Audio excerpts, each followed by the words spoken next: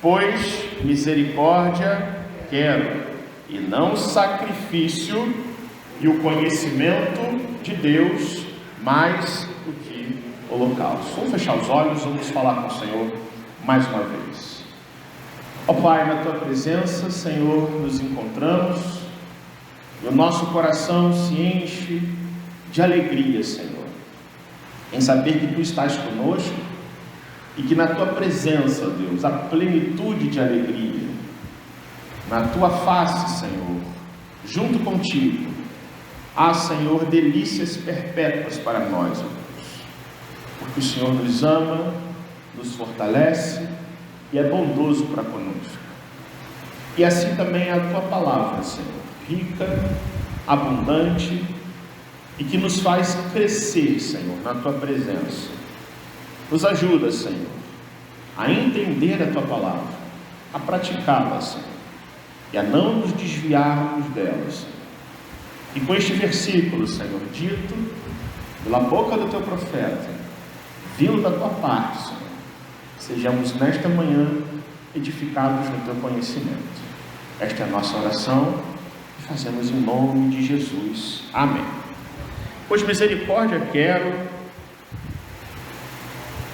e não sacrifício, e o conhecimento de Deus mais do que holocaustos.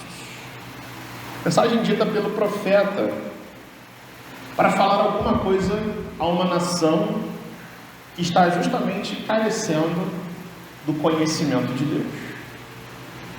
E não um conhecimento apenas teórico, daquele que você aprende na classe da escola dominical, onde você tem novas informações sobre doutrina, sobre história da igreja, sobre história de Israel, mas aquele conhecimento que vem de Deus, que nos leva a uma vida sábia, uma vida sadia, que nos faz testemunhar aquilo que nós estamos crendo no Senhor.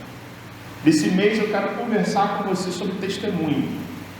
Nesse mês de fevereiro, esse mês de folia, onde a nossa verdadeira folia está no coração que se alegra em Jesus, a nossa alegria, nosso contentamento. E a gente precisa pensar como igreja, irmãos, sobre que tipo de crentes nós temos sido e qual é o testemunho que nós temos oferecido como servos do Senhor, como discípulos do Senhor Jesus Cristo, como pessoas guiadas pelo poder do Espírito Santo neste mundo caído. Pensando na questão do testemunho, me vem à mente a história de um personagem famoso do final do século XIX e quase meados do século XX, que todos vocês já leram a história, já ouviram falar, que é o Sr. Mahatma Gandhi. Acredito que muitos de nós conhecemos a sua história, a sua influência, o seu papel na sua nação, sendo Mahatma Gandhi considerado até hoje um grande exemplo de líder, sendo ele o principal nome no processo de independência do seu país, a Índia, especialmente por se destacar pela implementação de um projeto de não violência contra o Império Britânico, contra a Inglaterra, o Reino Unido, que dominava a Índia como colônia até o ano de 1949. Gandhi levanta-se como líder na Índia e diz para as pessoas: não vamos pegar em armas, não vamos promover uma chacina, um banho de sangue, não vamos lutar contra um inimigo que é muitas vezes superior a nós em força bélica. Vamos resistir de forma inteligente, vamos desobedecer a leis injustas, vamos boicotar produtos que vêm da metrópole, da Inglaterra, vamos enfraquecer a influência do Império Britânico sobre a nossa nação. que é interessante é que Gandhi também, mesmo adepto da principal religião do seu país, que é o hinduísmo, conta-se que Gandhi, mesmo sendo hinduísta, amava a Jesus, lia os evangelhos e se fascinava com a mensagem do amor de Deus, do reino de Deus, com aquilo que Jesus representava, o Jesus histórico, especialmente quando ele lia o Sermão do Monte, as bem-aventuranças, como que se deve tratar o próximo, como que se deve tratar os seus inimigos.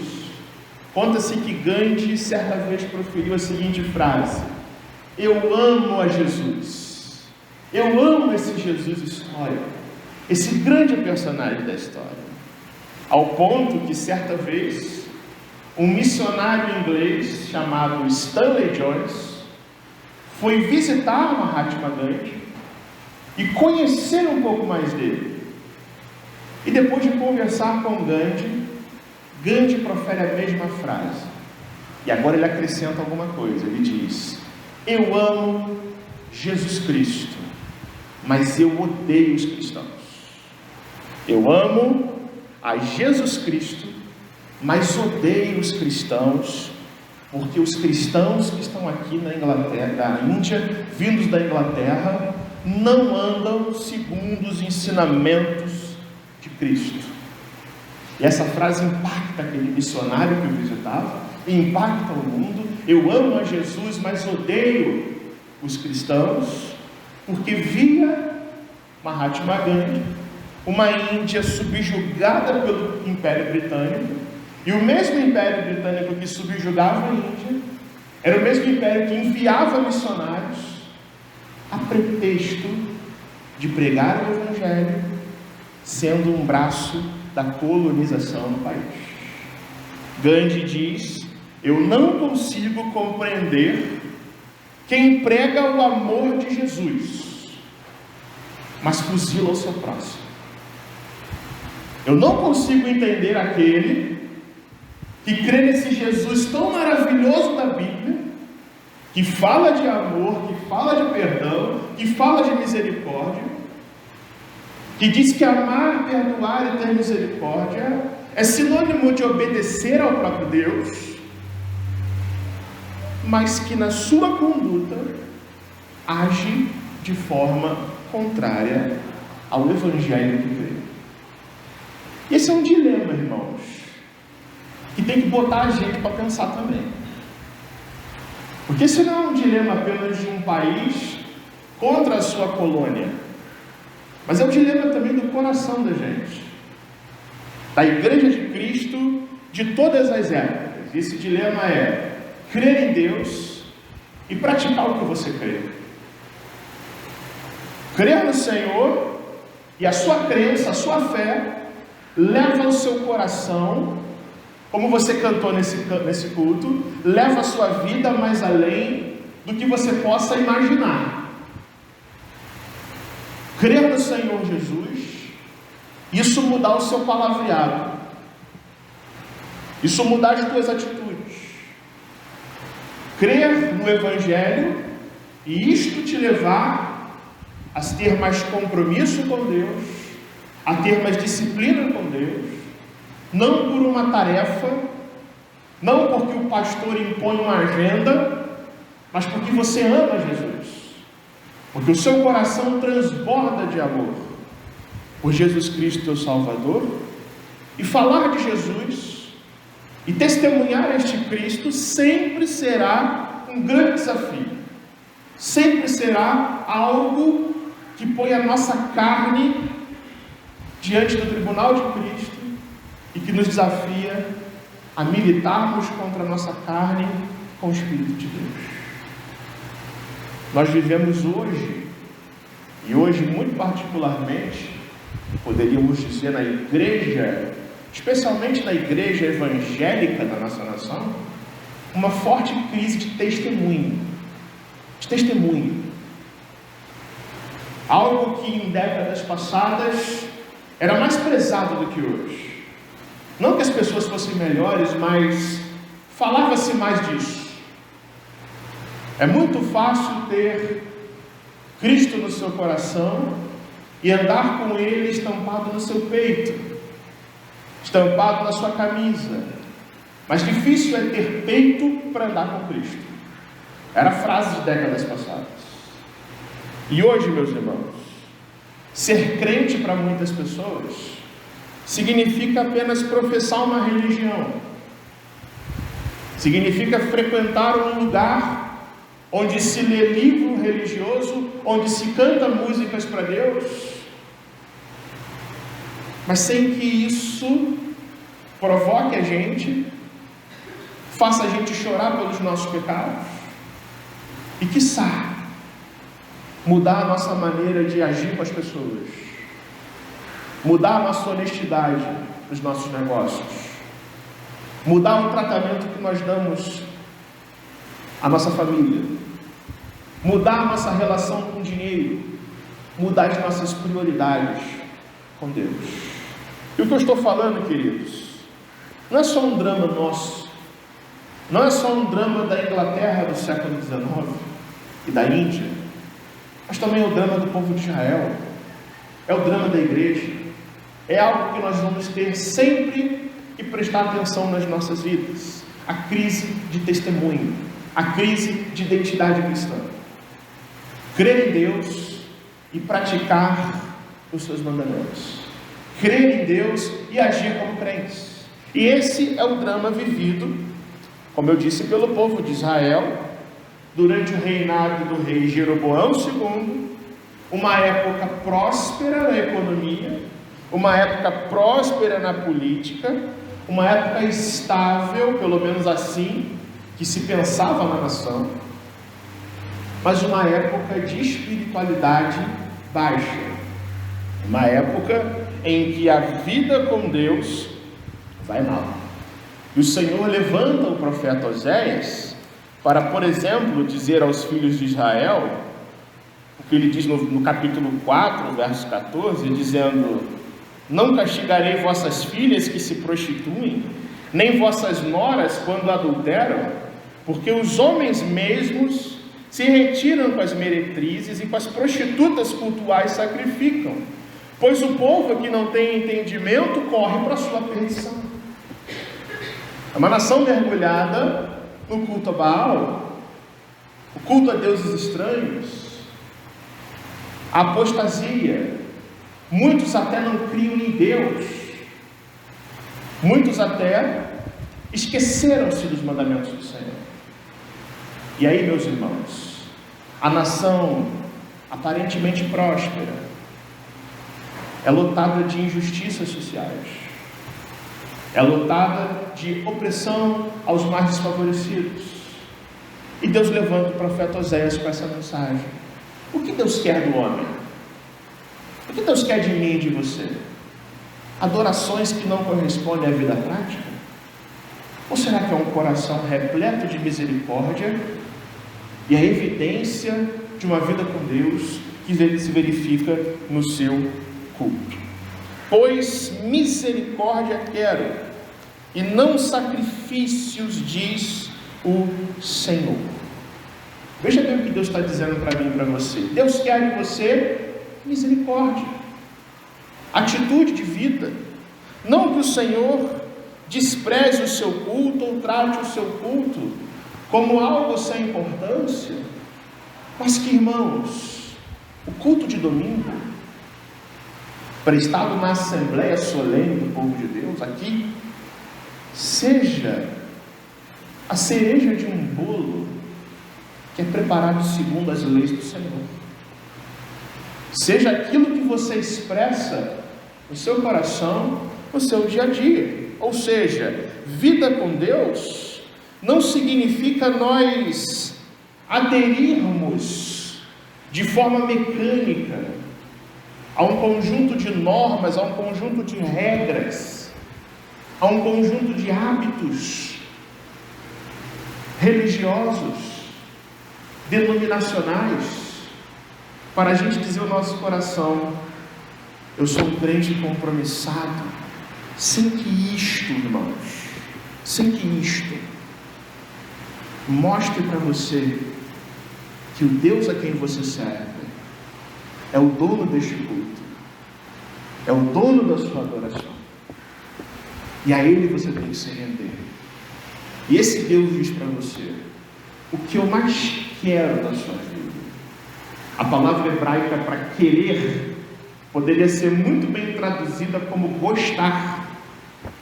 Deus gosta, tem prazer, se deleita, fica assim, né, pronto para recompensar aquele que age com misericórdia. Essa palavra que o texto usa, pois misericórdia, palavra hebraica que diz respeito a um amor incondicional que vem da aliança de Deus com o homem. O Senhor é misericordioso para conosco, o Senhor é fiel para cumprir a sua aliança, mas Ele diz: eu tenho misericórdia sobre a vida de vocês, Israel, eu perdoo os pecados de vocês, eu apago as suas transgressões, eu estou buscando corações que sejam contritos ao ponto de pedir perdão, de se humilharem, de orarem, de quererem o meu perdão. Mas o Senhor também diz: eu também quero isso da vida de vocês, misericórdia, que vocês sejam pessoas que saibam amar, que vocês sejam pessoas que saibam perdoar, que a boca de vocês, quando se abra para abençoar vidas e não para amaldiçoá-las, que a atitude de vocês seja fonte de paz e não de confusão, brigas, que a maneira como a gente age com Deus na vida seja verificada na nossa atitude piedosa. Isso é fruto da misericórdia que vem de Deus, que para o Senhor, diz o profeta Oséias, tem muito mais valor do que o sacrifício de animais. Diz o profeta Samuel a Saul: será que Deus tem tanto prazer na gordura de animais? Tem tanto prazer o Senhor em adoração, em culto, em vir à igreja, sem que isso corresponda à obediência que Ele quer à sua palavra? Qual é a exortação que Samuel faz a Saul, que você lemos aqui nesse culto? Eis que o obedecer é melhor do que... E o que é sacrificar? Adorar. O que é sacrificar? Ir ao culto. O que é sacrificar? Ser membro de igreja. Formalidades religiosas, irmãos. É o que os profetas da Bíblia mais desprezam. É culto prestado a Deus apenas por uma questão de formalidade. Eu venho à igreja, canto as musiquinhas, escuto a palavra, dou o meu aleluia, dou o meu glória a Deus e volto. É a primeira situação que eu sou desafiado a ser crente, eu fracasso. Deus diz: isso para mim, essa adoração que você prestou no culto, isso aí, eu não tenho prazer. O que o Senhor tem prazer, o que Ele quer e o que Ele se apraz, é na misericórdia que vem lá do seu coração, onde você estende as suas mãos para quem precisa de você, a sua capacidade dada pelo Espírito Santo e exercida na vida de perdoar aqueles que te ofendem, a capacidade que você tem de testemunhar o Cristo que você crê e imitá-lo nas suas atitudes e ter atitude diante de Deus. Deus quer misericórdia de nós e não sacrifícios. E Deus quer mais uma coisa: Está nesse versículo que a gente leu. Conhecimento.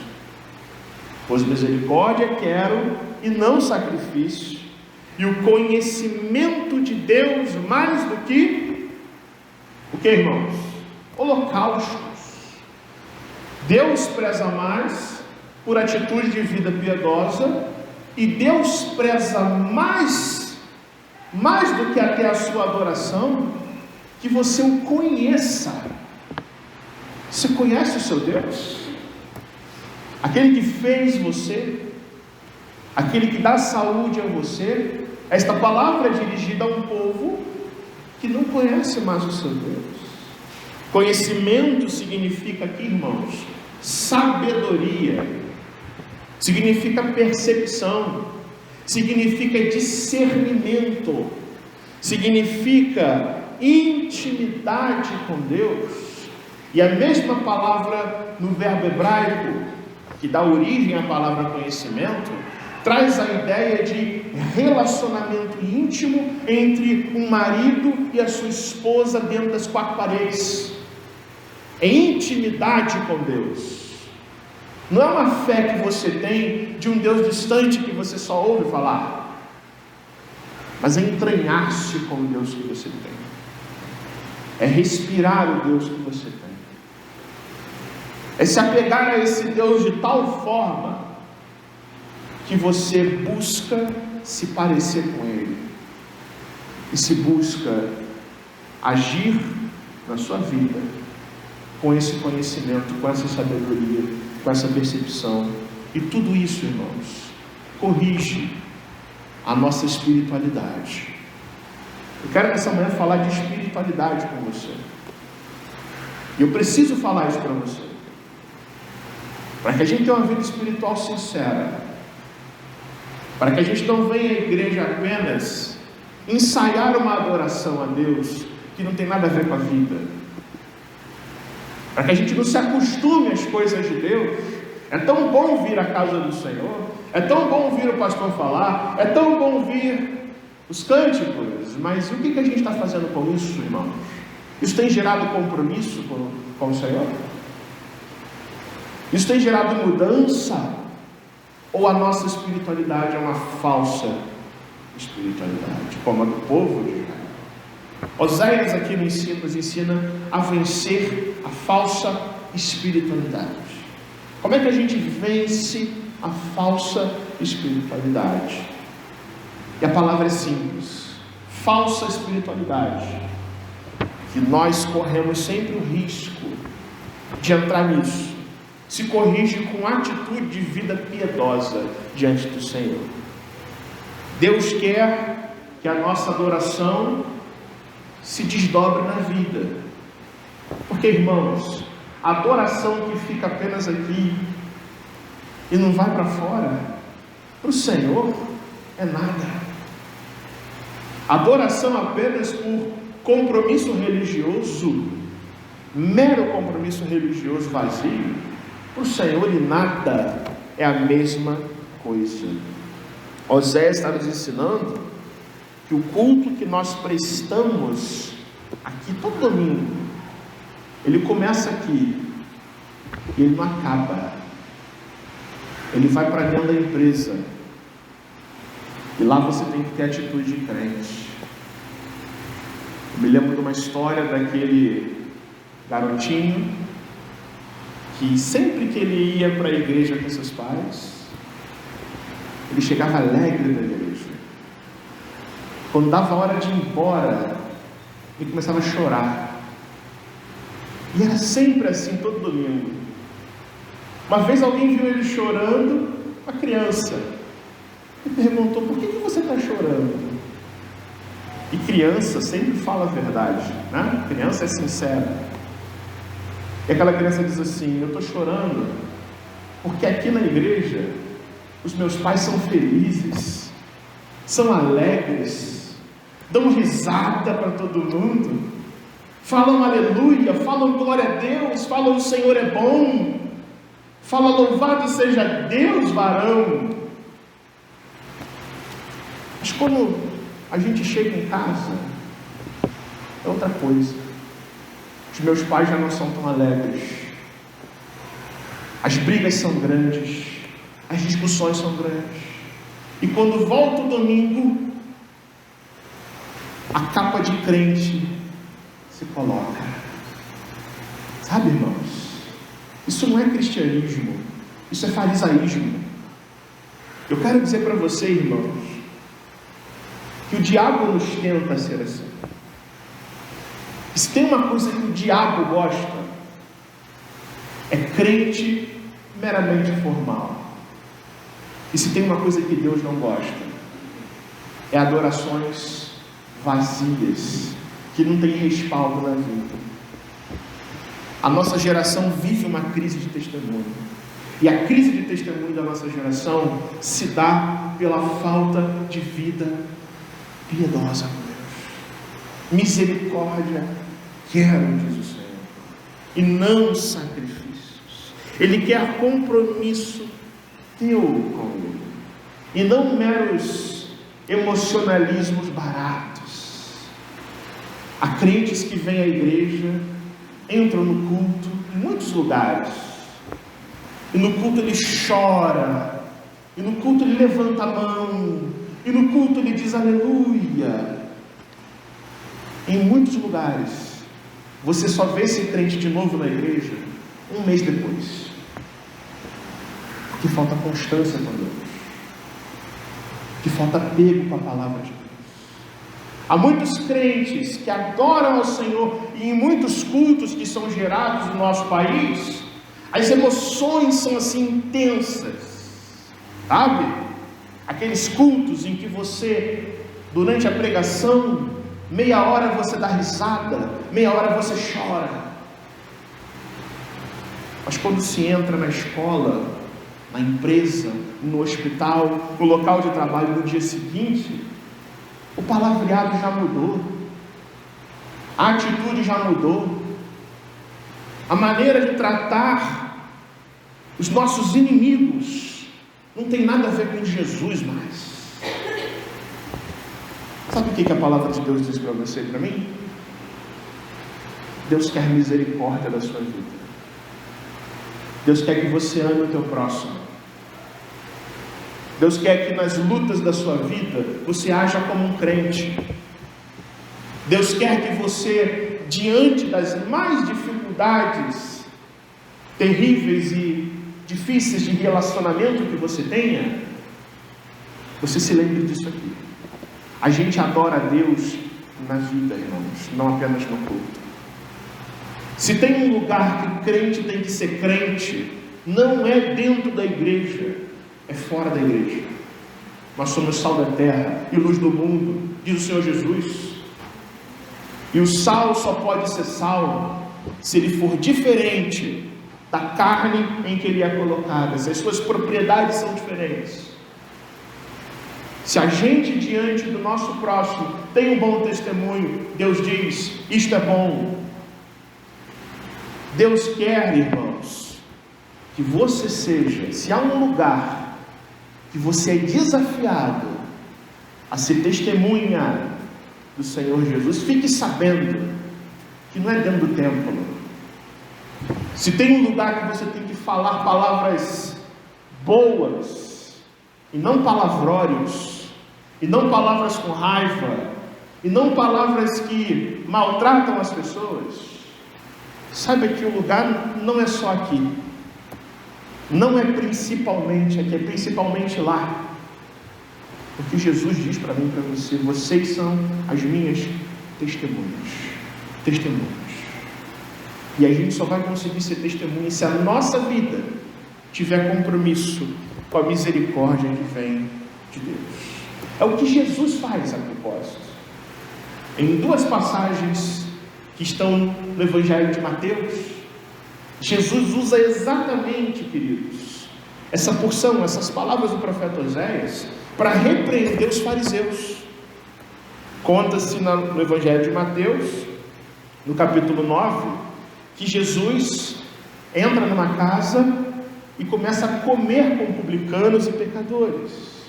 Tem lá uma turma de fariseus que olha para aquilo e fala, esse Jesus come com fariseus e publicanos e reprovam Jesus por causa disso. Aí Jesus vira para ele e fala assim: olha, os sãos ou os sadios, aqueles que têm saúde, não precisam de médico, e sim os doentes, né? Ele fala assim para os fariseus: ide, porém, e aprendei o que significa. Aí Jesus diz: misericórdia quero e não sacrifícios, porque eu não vim chamar justos, e sim pecadores ao arrependimento. Em outra passagem, no Evangelho de Mateus, no capítulo 12, diz que Jesus estava num dia de sábado, andando com os seus discípulos, passeando pelas searas, e os seus discípulos com fome, pegam espigas de milho e começam a colher, começam a encher cestos e começam a comer aquelas espigas com fome. E aí, está lá os fariseus reprovando e dizendo: olha, Jesus, os seus discípulos não fazem o que a lei diz, que é guardar o sábado, não é lícito trabalhar colhendo planta no dia de sábado. E Jesus vira para esses fariseus e diz assim: olha, vocês estão preocupados com a adoração, com a guarda da lei, com o templo? Fiquem vocês sabendo que aqui está aquele que é maior do que o templo, né?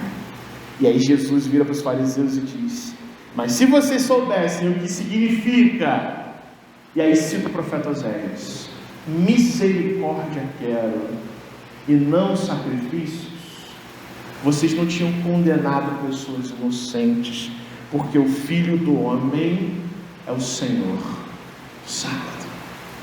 Jesus Cristo, nosso Senhor e Salvador, Ele é o fim supremo da nossa adoração. Não existe, irmãos, religião pura e verdadeira sem que a gente seja induzido pelo Senhor Jesus a ser como Ele foi: misericordioso, perdoador, aquele que vem ao mundo não para chamar pessoas que se acham justas ao arrependimento, mas para chamar pecadores para este arrependimento, para esse encontro com Deus. E não há testemunho sadio nas nossas vidas sem que a gente aprenda a ser misericordioso, a ter o coração limpo, ter atitude paciente com os outros, a ser uma bênção no reino de Deus. E tudo isso só é possível se por meio do nosso Salvador, se olhando para o Senhor Jesus, nós sejamos levados a ter uma vida piedosa, de misericórdia e de testemunho. Oséias também nos diz que a falsa espiritualidade que pode estar acontecendo hoje nos nossos corações, ou que pode estar ameaçando a nossa vida com Deus, também se corrige com o próprio conhecimento de Deus. Deus quer misericórdia mais do que sacrifícios, e o conhecimento desse Deus, mais do que holocaustos. Pensa bem nisso. Deus tem mais prazer em que o teu coração seja piedoso, e Deus tem mais prazer em que você o conheça, saiba quem é o seu Deus. Isso tudo é o que leva você a adorar a Deus de forma plena. A gente lê no profeta Oséias, por exemplo, que a falta de conhecimento quando você e eu não conhecemos a Deus, isso atrai a ira de Deus sobre a nossa vida. Se você virar a página para o capítulo 4 desse mesmo livro, no versículo 1, Oséias diz assim: ouvi a palavra do Senhor, vós filhos de Israel, porque o Senhor tem uma contenda com os habitantes da terra. Por que Deus tem uma contenda com os habitantes da terra? Diz o profeta: porque nela não há verdade, nem amor, nem conhecimento de Deus. Isso atrai a ira de Deus. Deus está irado com o seu povo, porque esse povo se esqueceu dele. E o conhecimento, irmãos, é o que nos aproxima de Deus, de verdade, é o que nos torna íntimos e dependentes dEle, é o que purifica a nossa mente, o nosso coração, é o que corrige os maus pensamentos, é o conhecimento de Deus, que nos faz ser crentes de verdade. Do contrário, o que sobra para nós são essas palavras. Aí Deus diz: eu tenho uma contenda contra a sua vida, porque você não me conhece. Eu tenho uma contenda, eu estou irado com você. O Senhor pode muito bem dizer isso para nós, se a nossa atitude aqui, no culto, no templo, na vida, for apenas algo simbólico, sem piedade, sem amor, sem verdade e sem conhecimento. Diz o profeta Oséias no seu livro que a falta do conhecimento destrói o povo. No mesmo capítulo 4, verso 6, você lê aquele famoso versículo: o meu povo está sendo destruído porque lhe falta o conhecimento, porque os sacerdotes não estão nutrindo o seu povo com o conhecimento. E o próprio Deus vira para os sacerdotes e diz: como você rejeitou a minha palavra, eu também rejeitei vocês. Isso destrói. O conhecimento de Deus fortifica você, para que você dê bom testemunho, para que a sua espiritualidade seja verdadeira. E conhecimento de Deus é também uma questão de necessidade. Capítulo 6, verso 3, o profeta diz assim para o povo: vinde, pois, e tornemos ao Senhor, conheçamos e prossigamos em conhecer ao Senhor, porque como a alva a sua vinda é certa, e Ele descerá sobre nós como a chuva serôdia, aquela que desce em Israel, lavando tudo, que rega a terra. Oséias diz: conheçamos e prossigamos em conhecer, porque é um processo, irmãos, de vida. O que nós vamos fazer no céu, meus irmãos, sabe o que é? Conhecer a Deus. Aqueles que acham que céu é uma coisa monótona, parada, no céu nós estaremos face a face, na vida eterna com Deus, é conhecendo esse Deus infinito. Será que seria diferente hoje?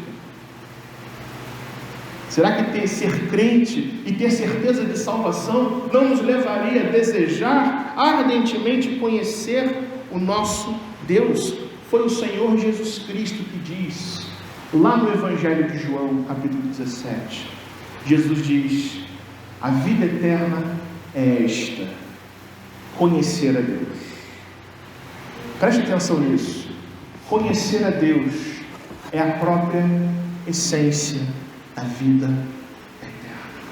Se você crê que você é salvo, meu irmão, se você crê que Deus está santificando você, se você crê de todo o seu coração que você vai passar a eternidade na presença desse Deus, Jesus Cristo, teu Senhor Salvador, te diz: isso tem que gerar no seu coração sede de conhecimento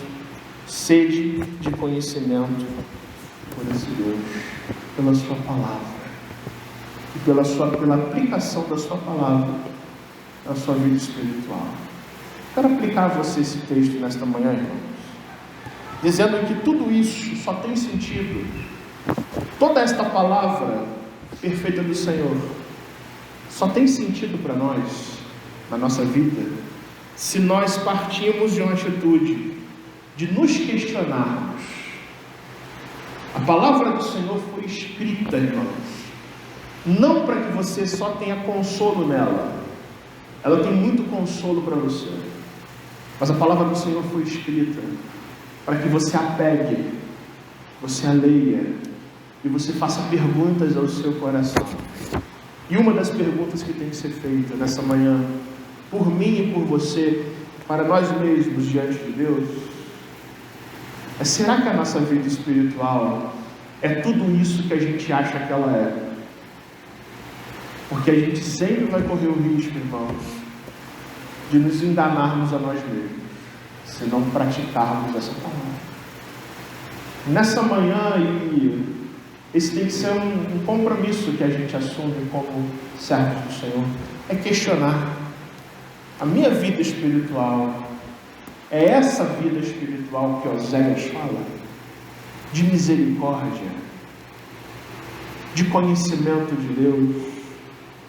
Ou será que eu sou apenas um crente que venho à igreja, venho me arrastando para a igreja e tem que me puxar porque senão eu não venho?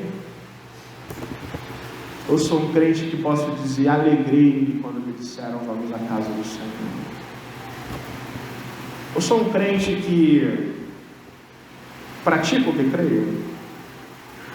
Lá no mundo, lá na faculdade, lá nas redes sociais, lá na escola, no hospital, na vizinhança, no casamento, na maneira como eu trato a minha família, eu tenho expressado essa piedade que vem de Deus? Essa não é uma pergunta retórica, gente. Essa não é uma pergunta, não. Essa é uma pergunta muito séria, porque isso é um divisor de águas entre uma vida espiritual que Deus quer ou uma falsa espiritualidade. Questione a sua vida, não com medo, não com neuroses e fobias, mas questione se apegando à graça de Deus, porque Ele tem resposta para as suas perguntas. Se Deus quer de nós também conhecimento, nós precisamos sair daqui hoje, não agora, mas depois da escola dominical, com a atitude, irmãos, de crescermos em conhecimento de Deus. E isso só vai se concretizar se a gente tiver compromisso com a palavra desse Deus. Preciso dizer para você uma coisa: a gente conhece a Deus na intimidade com Ele, na oração com Ele, na contemplação dos seus grandes feitos na nossa vida. Nós conhecemos mais a Deus, mas a gente conhece a Deus principalmente quando a gente abre essa palavra com fé e a lei. Isso se dá não apenas no domingo, mas em todos os dias da semana. Nós precisamos crescer, irmãos, em palavra, em Bíblia, porque o Senhor se revela de forma salvadora, nos apresentando a Cristo nesta palavra, nesses 66 livros. Quando você lê e descansa nas suas maravilhosas promessas. Nós precisamos crescer como igreja, em sermos crentes que examinam todas as coisas com a palavra, que oram ao Senhor pedindo: ilumina, Senhor, e me ajuda a encontrar as respostas que só a tua palavra tem. É necessário, irmãos, mais compromisso nosso com a casa de Deus.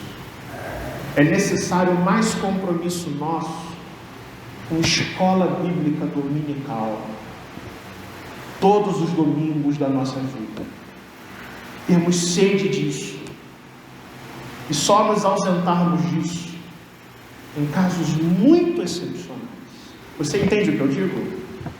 Se a gente quer conhecer a Deus, se às vezes a gente se sente até incapacitado de testemunhar certas coisas para certas pessoas, o lugar de você conhecer a Deus, o lugar de você ser instruído nos caminhos do Senhor, é na igreja. Lugar de crente é na casa de Deus. Lugar de servo do Senhor é na sua presença, se alimentando da sua palavra. Isso tem que ser para nós uma busca, um desejo e o nosso maior prazer, porque Deus quer de mim e de você misericórdia e não sacrifícios, e conhecimento dele mais do que holocaustos. Vamos fechar os nossos olhos, vamos nos colocar em pé, vamos falar com o Senhor.